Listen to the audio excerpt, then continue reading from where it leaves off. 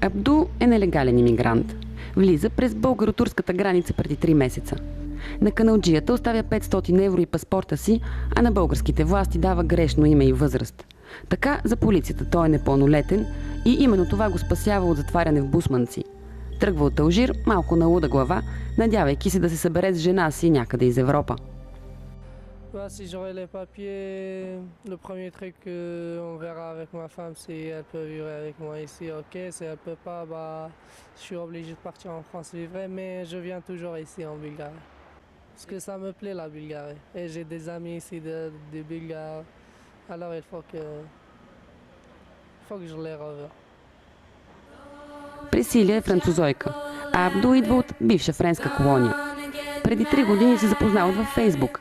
Женят се няколко месеца по-късно, когато и двамата са на по 18. Франция обаче отказва да признае брака им и да даде виза на Абду, а Пресилия не желае да се установи за постоянно в Алжир. Начинът на живот в Алжир и във Франция не са същите.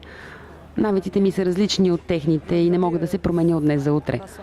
Там жените имат много по-малко права, не могат да излизат сами, не могат дори да се обличат както си искат. Представям си бъдещето със съпруга ми във Франция. Да имаме дом, деца, всеки от нас да работи, да живеем като всички други, да бъдем нормална двойка и просто да сме щастливи. Пресилия все още се надява, че един ден ще може да се събере със съпруга си. Дори да го депортират обратно в Алжир, тя каза, че ще продължава да се бори.